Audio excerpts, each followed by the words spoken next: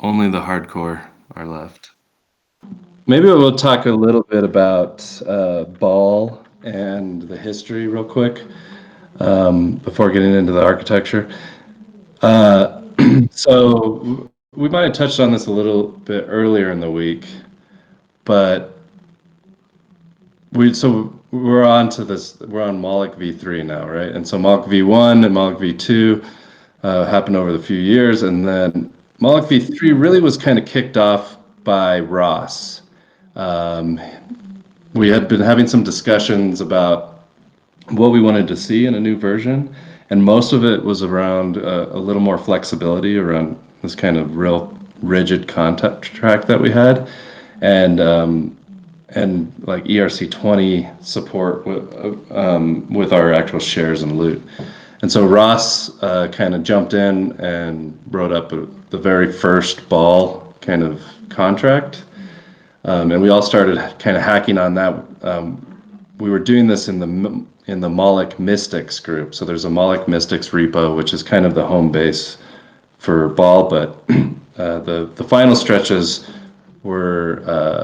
has been kind of managed in DAO House to get it up to where it's at now. So Ball was initially created. That initial creation kind of forked into two paths. One was into Kali, which is a super cool DAO platform by Ross and Lex DAO. And the other one, then Isaac and Amin picked it up at ETH Denver, and we were like, okay, well, let's add this safe support. And I think it was the first kind of like governor contract that was using the actual safe for its treasury.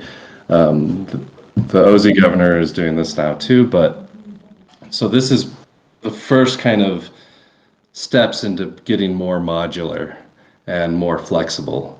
Moloch V2 had multi-token support and shares and loot, rage quit, but was really rigid when it came to everything else.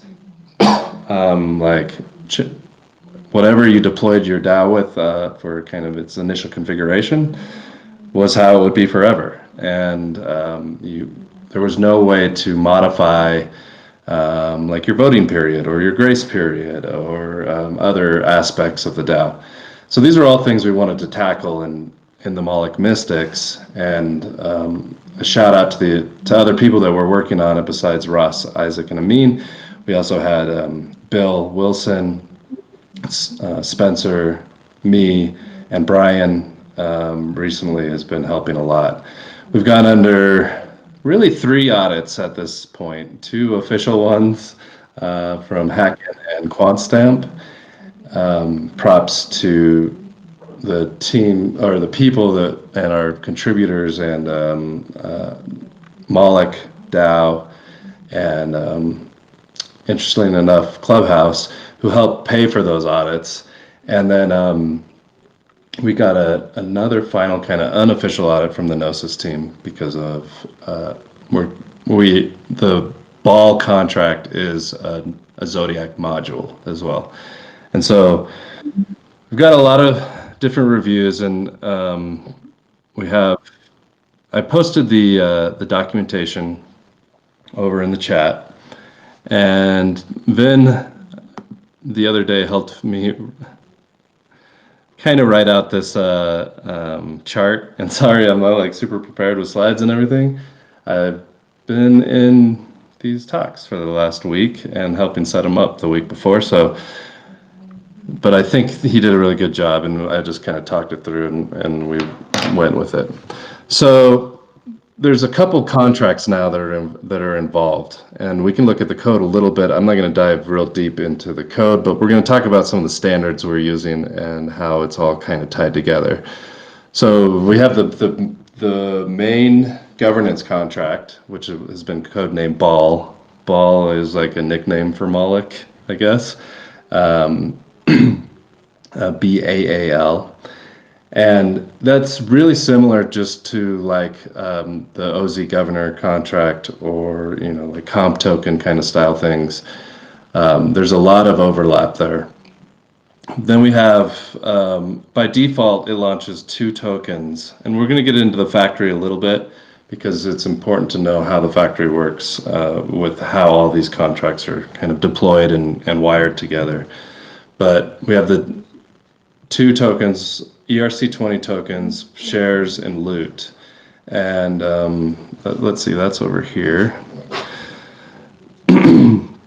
So these are, they're actually two separate tokens. One is, the symbol is postfixed with a dash loot. But you can name the tokens anything you want. You could name it like DAOcember and DAOcember loot. The big difference now, they are ERC20 tokens, ERC20 compatible. The shares token also has the ability for voting and delegation. One second, my doggy wants to go outside. Hold on. One of the new really cool features of Moloch V3 is that the shares token you can delegate. So the way that works is similar to like the Gitcoin token, the ENS DAO token, the Safe token. It has this power to delegate. And so you may own some shares, and that means that it's delegated to you initially. But you could also choose to delegate that power to someone else. They don't have the ability to rage quit your portion of the shares. But you continue to always have the rage quit, but now you can delegate to someone else. That works in a kind of snapshot manner or checkpoints. So anytime a proposal is made that it will be voted on with the shares token, a checkpoint is made, which records all the delegations. So right when the proposal is made, whatever your delegate T is, or if you've been delegated funds or shares, then that's the power that you would have for that proposal. It could change though. Someone could remove the delegation, which may change the quorum. Or no, if they rage quit, it would change the quorum. Some of this we can get into a little later, but let me just talk more about the architecture here. These tokens are upgradable by default. They don't have to be. There's a pretty simple standard that they need to follow, which is mainly they have ERC20 compatibility, the Open Zeppelin ERC20, Open Zeppelin votes, which is called ERC20 votes, I believe. And ours is just slightly different. It's called ball votes because we're using timestamp. And it's compliant with a new EIP standard that's in the works. And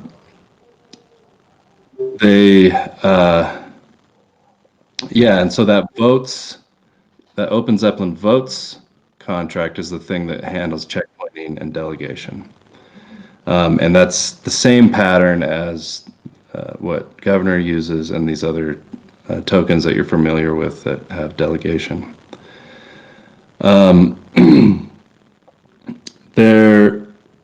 One thing that's kind of interesting about these is they're kind of like the default token that's being deployed in our factory right now also has Snapshot on it. And so this gets a little confusing because Snapshot and delegation seems different, or seem the same, but they're actually a little bit different. Snapshot is great for using in like signaling utilities or apps. So we could kind of think of that one we saw the other day, ESP. You could have a balance of at a certain block be used for your signaling. So that's why we included signaling in both these tokens. Snapshot in both these tokens, but really the delegation is handled in this votes contract. So all right, getting a little deep into the standards there, but the Solidity developers probably know what I'm talking about. And if not, please, I'll open up some chances for questions. So again, shares and loot are the same kind of idea as they were in V2. Shares have voting power and kind of execution rights, and loot is primarily just economic rights. So shares have that as well, but loot doesn't have the voting power. So you can rage quit loot or shares to get your fair share of that main treasury. So we talked about ball, we talked about the shares token, but the kind of the juicy part here is that the treasury is actually a safe, and that opens up a lot of interesting design space.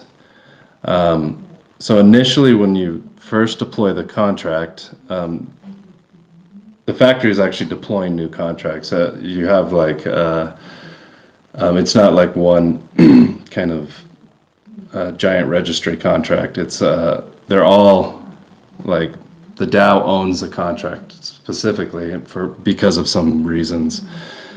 But the treasury is a safe, the main treasury.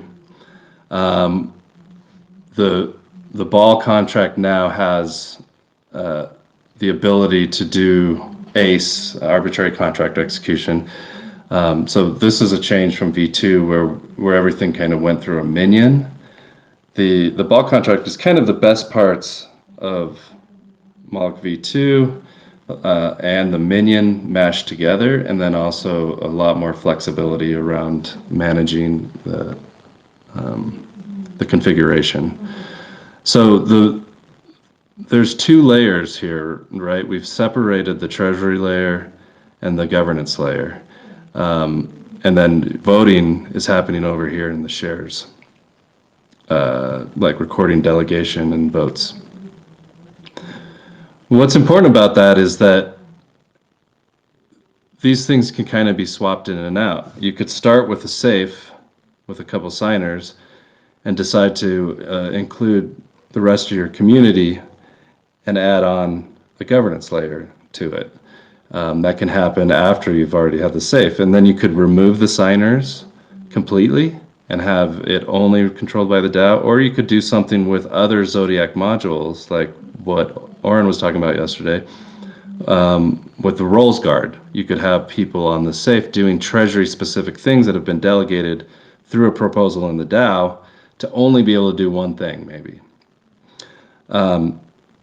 At some point, you may decide that you don't want to have the Moloch governance and you want to use Compound or Open Zeppelin. Then you could swap it out. You still have the same treasury of all your funds here. The other kind of interesting thing here is because this Zodiac is really the ball contract here, because it's a Zodiac module. You can see like these different modules here. We can control multiple safes. The big difference here is that there's what's kind of considered the main treasury. That one's by default is exposed to rage quit. These other kind of side vaults or sidecars really don't necessarily have to by default be rage quittable, but there's ways you could make them rage quittable. We also have this idea of Shaman, which is kind of like a module. So with Zodiac, you could plug in multiple modules, like the role module, the Moloch module. Shaman really isn't necessarily a module. It's more like a control layer, a controller layer of the governance layer, a controller arm of the governance layer. So let me just call it just the shaman.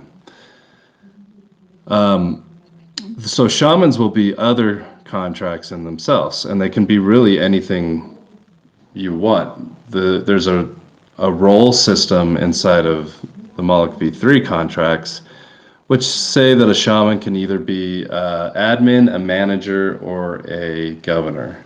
And they each have different roles, and they may be a combination of those when the shaman is set. We wanted to add that nuance there because the shamans are very powerful.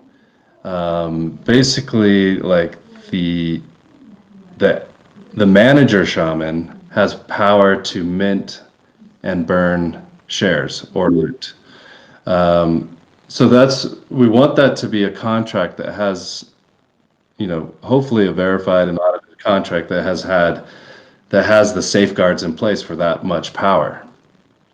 But the cool thing about it, like an incredible amount, in Moloch V2 to onboard into a new DAO would require basically every member would make a proposal, maybe some tribute, and all the other members would vote on whether to let that person in or out. That's still a totally valid way to do things, but when we include the shaman, you could also add other onboarding mechanics, like sales of membership tokens or shares or loot or a combination. You can do more like, you could have more automated kind of things of like share decay or loot decay. You could do, there's just like so many things you could do with the manager shaman. The other one is the governor shaman. And so the governor has control over voting periods, things like how long the voting and grace period are, what are the thresholds for voting, and then the last one is the admin shaman, which has power to make shares or loot transferable or not. But we have three main components. We've got the governor contract, which is ball. We've got the safe contract, which is our treasury, so treasury layer, governance layer. And then we have our ERC20 tokens.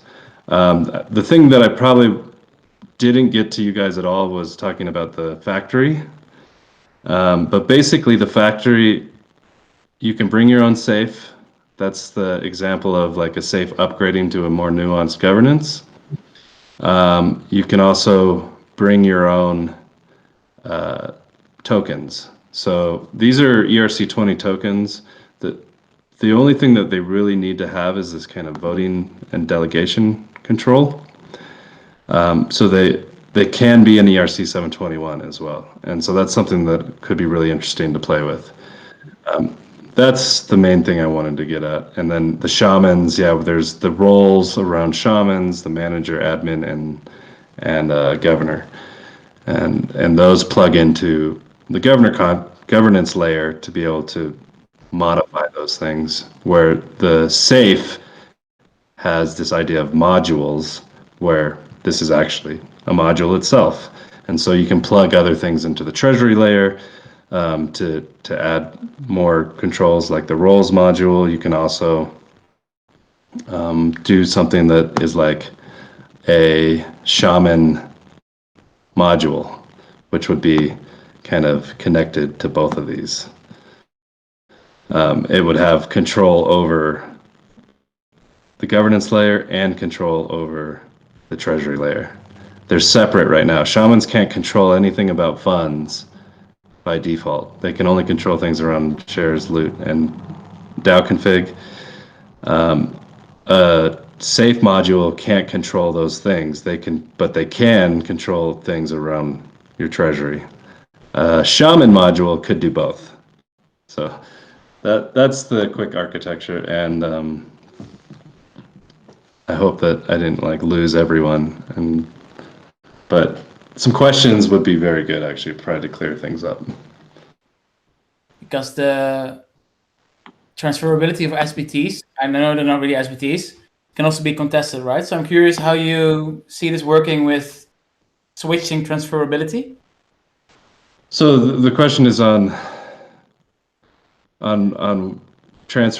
changing the transferability between shares and loot. And what was the question? Sorry, go ahead again, Becker. I missed that last part. No, I think TW had a very good introduction to the question. But I think the core is, will it fuck things up, and how?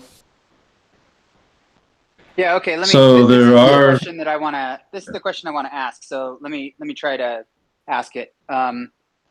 When we lost you, I asked two questions about shaman roles, and we learned from then that there's still a kind of decentralization of power among the shamans. There is no like God King admin shaman. There's no single shaman that has all of the permissions. They still are, the permissions are kind of differentiated.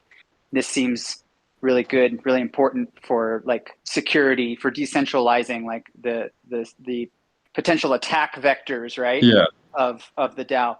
And so I think my question about token transferability, it builds upon that. So there's this admin shaman, and it has the permission to turn on, but then also to turn off again, the transferability of both governance tokens and loot tokens? And so this seems like a very powerful feature, but it also seems like a very vulnerable attack vector.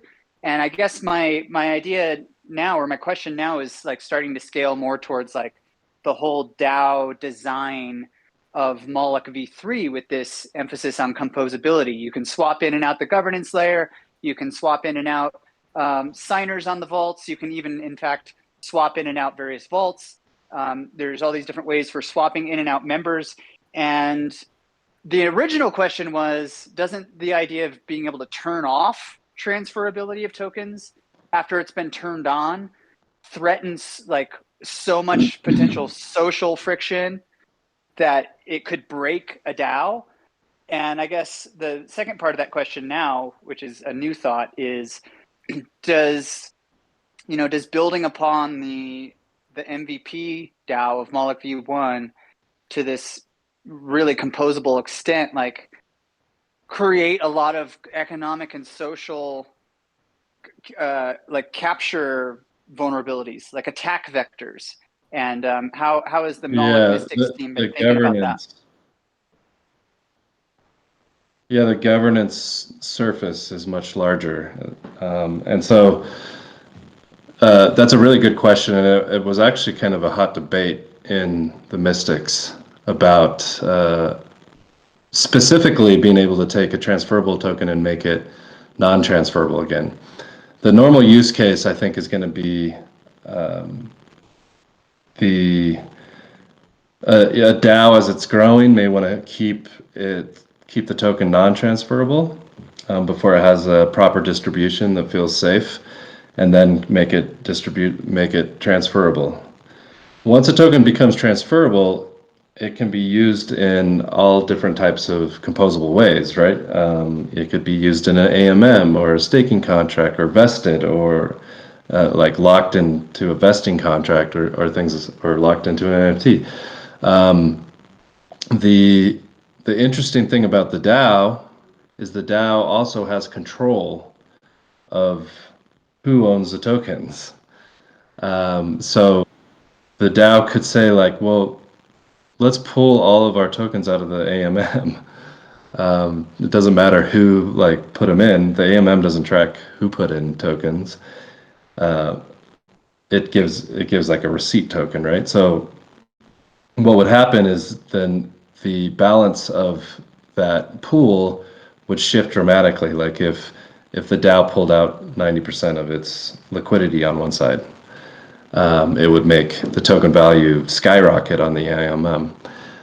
There's also, so there's a lot of like kind of weird things that can happen. And so what the idea was like, if once a token is transferable, maybe it should no longer be able to be like managed by the DAO. But that introduces so much complexity around things like rage quit and even like new members, that it just, the complexity overhead there was too much. And the winning argument was that the DAO should be able to have control over these things, and that it's up to them. Ultimately, it's their decision to do things that they want, whatever they want to do. So those things primarily are going to happen through proposals. If a shaman, these are the abilities that the shamans have, and these work kind of like if you're used to cron or something.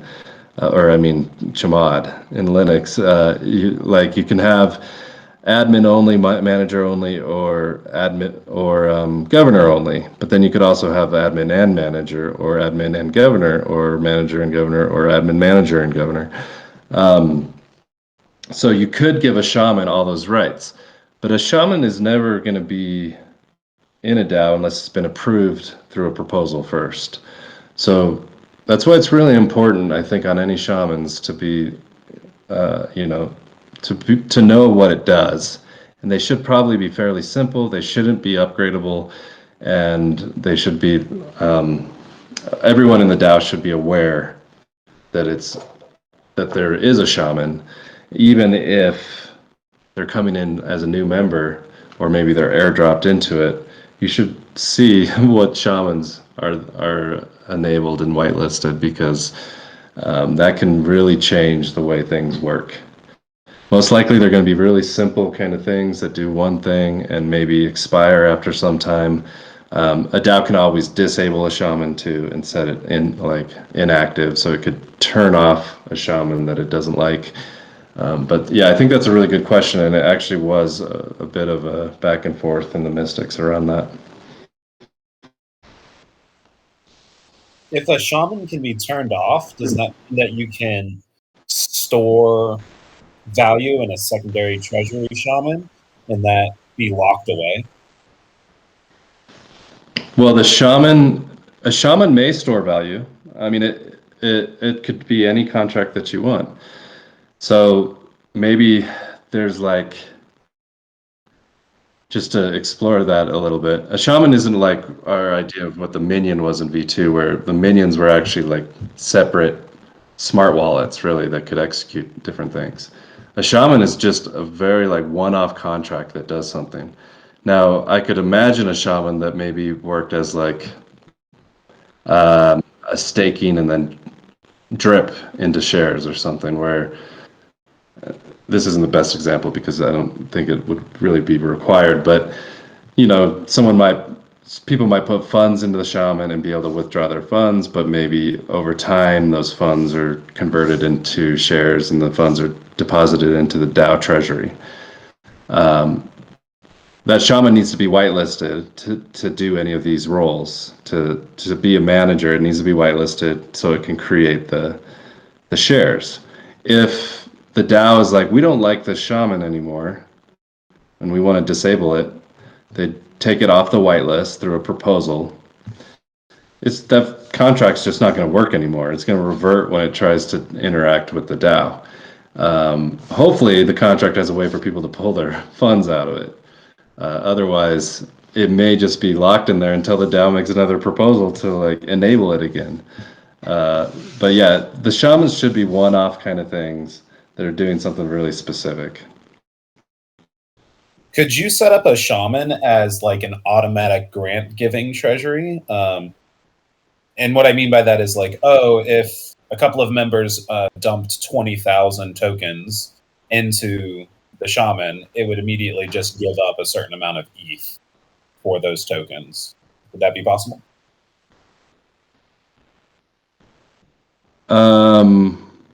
Yeah, I mean, really anything is possible in a shaman. I think it might be better to do something with external safe in that case. So these external safes can have their own logic as well, their own modules that maybe has some kind of treasury access rules for the DAO even. Like it could be locked up to a certain date or something like that. I think Amin is actually working on doing these side vaults, these sidecars, as we call them sometimes, for grant management.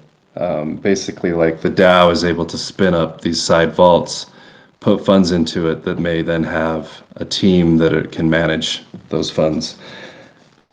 This is one other contract I was talking about when I dropped, was that we have one other kind of side contract that's just a registry. It doesn't hold any funds, but it stores these side vaults and links them to a specific ball contract so that our subgraph can display the data, okay, and our UIs can have it. So yeah, I think what you're saying is possible, and maybe it would make more sense in a treasury vault. One thing you could do with a shaman is like a quadratic onboarder. You could have, this isn't exactly what you're talking about, but it made me think about it. So someone wants to put in 100 ETH, but we've decided that 1 share is worth 1 ETH and 2 shares is worth 4 ETH, and then the rest would go into loot, which would still allow them to rage quit their full amount. You can also like use the shaman to divert some of the funds over maybe to a side vault, or into even keep it in the main vault, but into an account that can't rage quit, like OX dead or something. For making specific proposals, like say we wanted to have a conviction voting kind of thing that's happening with ESP. So some signal reaches a threshold and it automatically diverts funds. What you would want to do there is you would, again, it wouldn't be with a shaman, because shamans don't control the way people vote or signal. It would be more, the DAO makes a proposal like, here is this conviction voting module that we want to use for going forward, and we're going to divert 30 ETH to it. And then, so 30 ETH would be sitting over there, ready to be spent by the threshold conviction stuff. One interesting model here might be the shaman module, where a shaman is set up to have access to 30 ETH or some percentage of funds in the main treasury through the module. So that, in that case, it's not necessarily a shaman module, it's just a module where the DAO is diverting control of 30% of the treasury to this conviction module, and then the conviction module is using the shares and loot snapshot ability maybe for signaling.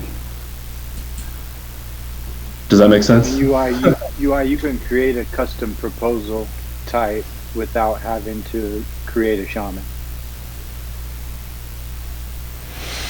Oh, right. And so this is another thing we didn't really get into, is all proposals are multi-calls. So there may be a proposal type that is like mint shares to user, but really what that's doing is it's calling a multi-call of on the bulk contract to mint shares to some account. So you can any kind of proposal you can think of, because the ball can do arbitrary contract execution, can be a proposal type. And they'll get into that more in our front-end libraries on how to really do they're really powerful kind of transaction builders on how to do it. Really anything, and build any kind of proposal you want. Yeah, with the proposal builder, that's really creating a user interface to collect data for the proposal, and then you can vary the external contract call. But then once I did that, it would become a proposal that would be submitted to the DAO, and then the DAO would vote by shares, correct? Yeah. And so every proposal can be crafted kind of however you want, with as many multi-call kind of transactions. right, for the result. Right, so the result of what happens when the proposal passes can vary broadly, and in all the different ways. My question is, can the voting mechanism for how the proposal passes be varied? Like a particular proposal having a different quorum requirement, like maybe a unanimous vote to do a certain thing. And so then if I put a proposal up, I could say, this won't pass unless every single person in the DAO votes yes.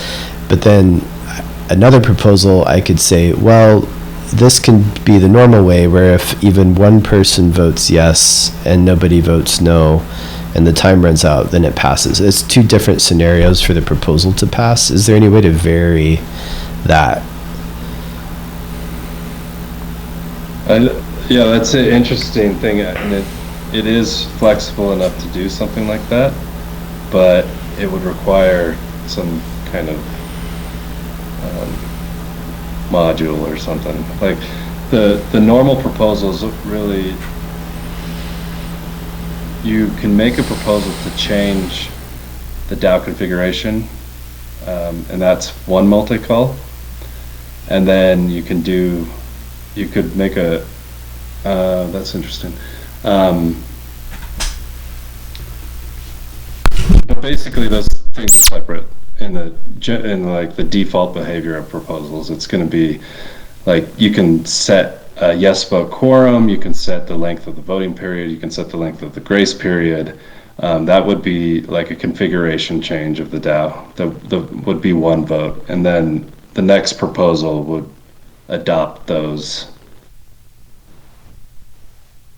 settings. Any current proposals would continue to have their current settings.